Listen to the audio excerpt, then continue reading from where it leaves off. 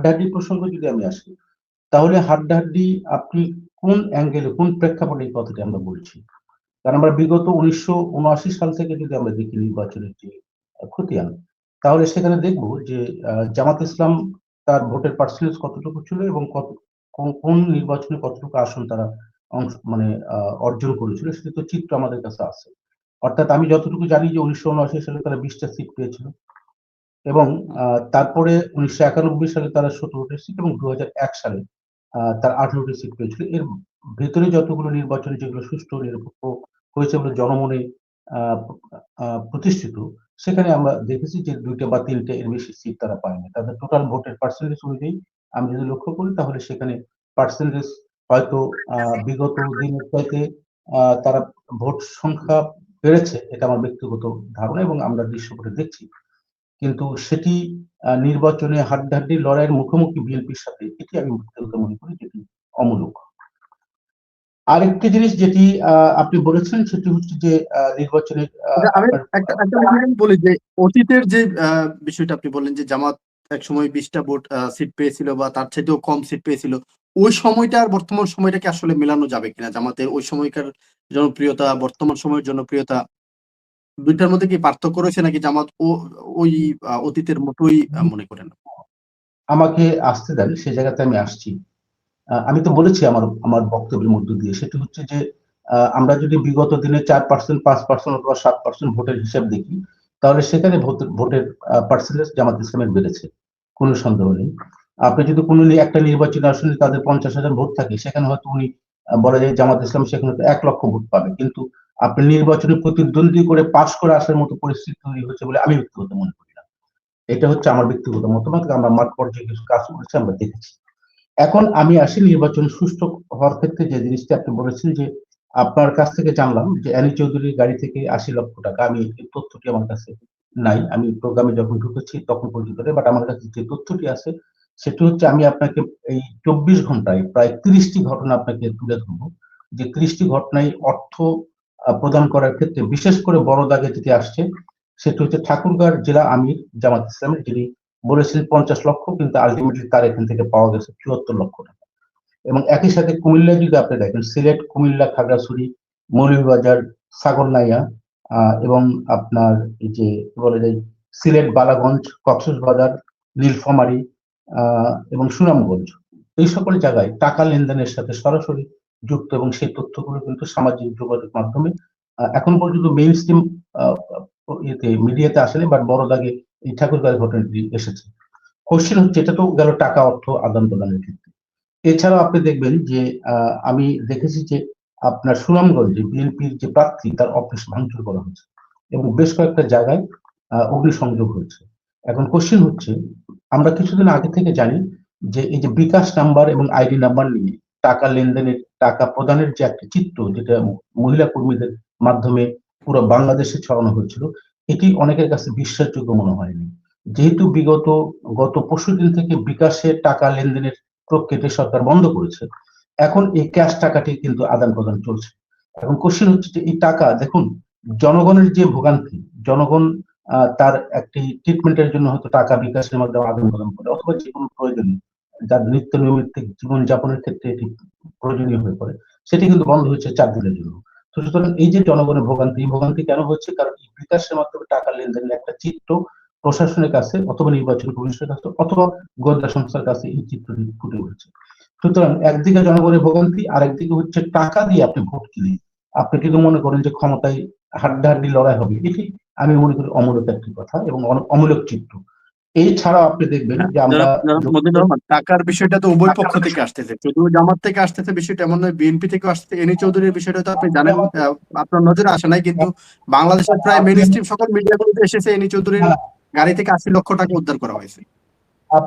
আমি এই ব্যাপারে, এই তথ্যটি যেহেতু আমি জানি না, এই ব্যাপারে কোনো মন্তব্য করবো না। আপনি একটা উদাহরণ বারবার দিচ্ছেন, আমি তো আপনাকে 24টা রেফারেন্স দেবো এখানে, এই 24 ঘন্টার মধ্যে ঘটেছে টাকা লেনদেন। আপনাকে বলেছি, কিন্তু আরো অনেক উদাহরণ রয়েছে। যে ঢাকা আটের নির্বাচন ইশরাক হোসেনের বিরুদ্ধে অভিযোগ, ওনারা রাতে ভোট দিতে গেছেন, আটক হয়েছেন, সেটাও শেষের ভিডিও সোশ্যাল মিডিয়াতে এসেছে।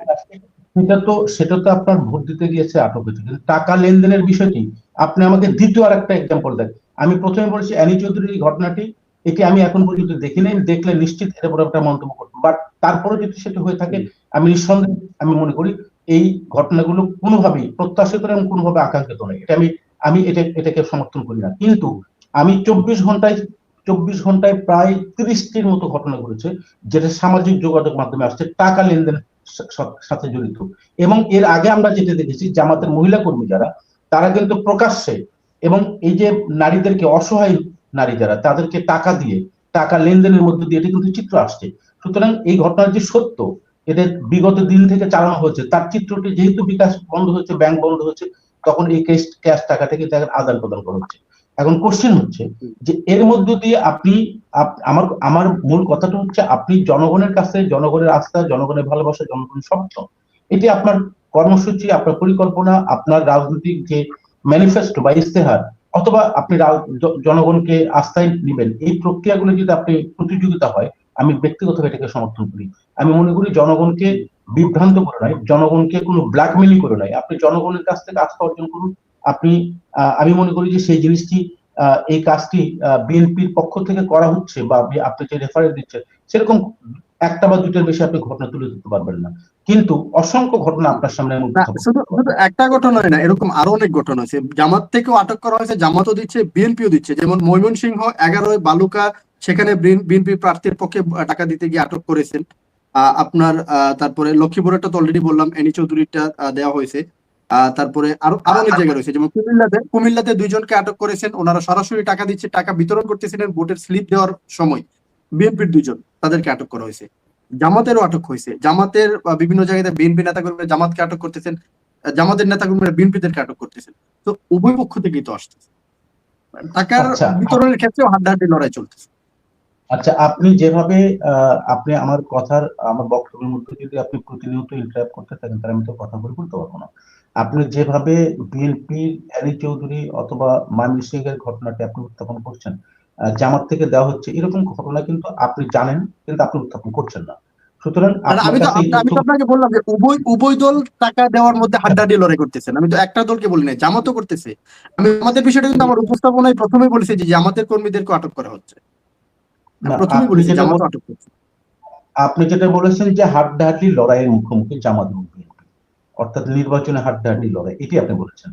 কিন্তু টাকা আদান প্রদানের মধ্যে দিয়ে হাড্ডাহাড্ডি লড়াই হচ্ছে, এখন তো আপনাকে বললাম, এখন তো আপনি এটা বলার আগেই আমি আপনাকে বলছি যে টাকা দেওয়ার ক্ষেত্রেও দুই পক্ষই কম্পিটিশনে রয়েছে, কে কার থেকে বেশি টাকা বিতরণ করতে পারে, সেটা জামাত বলেন আর বিএনপি বলেন।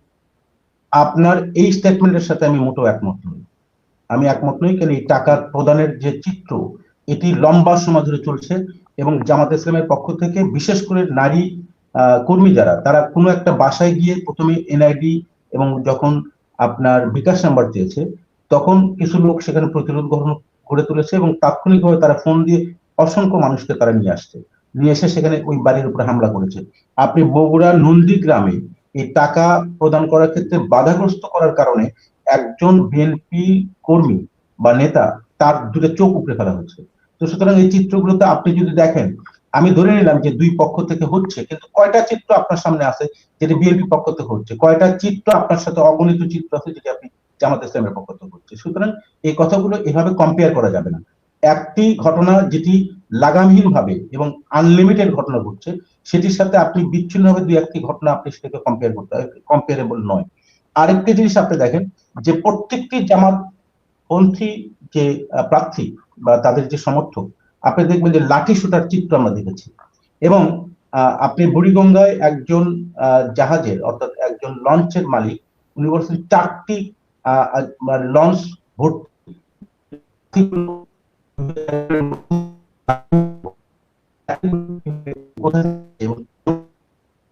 এবং আপনি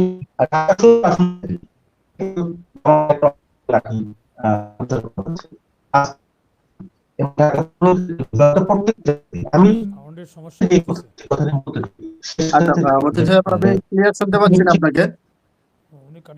সেটি হচ্ছে যে জনগণ দীর্ঘদিন সাউন্ডটা ক্লিয়ার আসতেছে না, আপনার সাউন্ডটা ক্লিয়ার আসতেছে না, ইন্টারনেট সমস্যা হচ্ছে। আমার পক্ষ থেকে কেন সমস্যা নেই, সমস্যাটা মনে হয় আপনাদের কিন্তু হতে পারে। এনিওয়ে, আমি শেষ লাইনটা বলে দিতে চাই, 17 বছর জনগণ ভোট দিতে পারেনি এবং জনগণ ভোট দেওয়ার জন্য উন্মুখ। কারণ ফ্যাসিস্ট সরকার এই জনগণের ভোটাধিকার থেকে শুরু করে সকল অধিকারগুলোকে নষ্ট করেছে। এবং তারপরে আপনার জুলাই অভ্যুত্থান হচ্ছে, এই জুলাই অভ্যুত্থানের যে আকাঙ্ক্ষা সেটি হচ্ছে নতুন বাংলাদেশ বিনির্মাণ। এই জুলাই অভ্যুত্থানের সাথে যুগপৎ আন্দোলন করেছে সকল রাজনৈতিক দল এক্সেপ্ট ফ্যাসিস্ট।